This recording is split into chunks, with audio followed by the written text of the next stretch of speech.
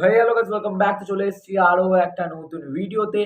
আর আজকে কিন্তু Indian national টিমের ব্যাপারে কিছু আপডেট দেওয়ার আছে, তো সেই আপডেটে তোমার সঙ্গে ডিসকাস করব। তো তার আগে সবার প্রথমে যেটা বলে রাখি যে অবশ্যই কিন্তু সাবস্ক্রাইব করতে ভুলো না, আর পাশে থাকা বেল আইকনটাকে অল নোটিফিকেশনে ক্লিক করতে একদম ভুলো না।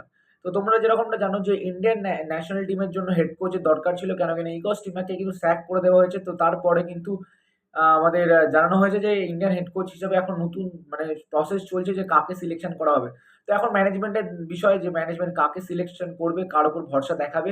বাট এইটুকুন একটা আপডেট বেরিয়ে আসছে যে এই জুলাই মাসের লাস্টের দিকে কিন্তু হেড কোচের যে দায়িত্বটা কাকে দেওয়া হবে সেটা কিন্তু পুরোপুরি ফাইনালাইজ হয়ে যাবে।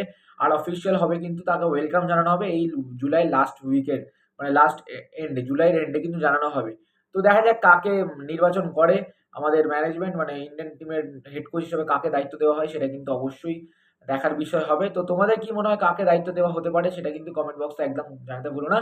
আর এছাড়াও কিন্তু ইন্ডিয়ান হেড কোচ তো চলে আসবে এই জুলাইয়ের মধ্যে, বাট তারপর অক্টোবরের মাসে কিন্তু দুটো ফ্রেন্ডলি ম্যাচ আছে, যেটা কিন্তু আমাদের তোমার অক্টোবরের 9 তারিখ আর অক্টোবরের 12 তারিখ আছে। অক্টোবরের 9 তারিখ কিন্তু ভিয়েতনামের সঙ্গে আছে, আর 12 তারিখ কিন্তু লিবাননের সঙ্গে আছে। তো এই দুটো ফ্রেন্ডলি ম্যাচ, তো সেই ম্যাচেই কিন্তু আমরা দেখতে পাবো যে হেড কোচ আসছে আর কি, আমাদের ইন্ডিয়ান হেড কোচ আসছে যে, তো দেখা যাবে তার যে নতুন পরিকল্পনা, যে আগের থেকে নতুন একটা কি বেটারমেন্ট করতে পারে ফুটবলের জন্য, সেটাই এখন দেখার বিষয় হবে।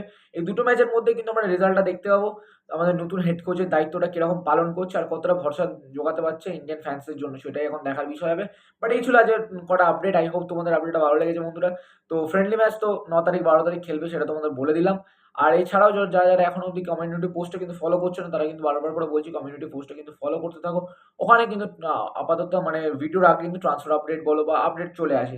তো অবশ্যই বন্ধুরা সাবস্ক্রাইব করতে ভুলো না, আর কমিউনিটি পোস্টটা কিন্তু ফলো করতে একদম ভুলো না। তো এই ছিল আজকের আপডেট। আই হোপ তোমাদের আপডেটগুলো ভালো লেগেছে বন্ধুরা। যদি আপডেটটা ভালো লেগে থাকে অবশ্যই কি করতে হবে তোমরা ভালো করে জানো, সাবস্ক্রাইব করে লাইক করে শেয়ার করে দিতে হবে। চলো বন্ধুরা, টাটা বাই বাই, দেখা হচ্ছে অন্য একটা ভিডিও।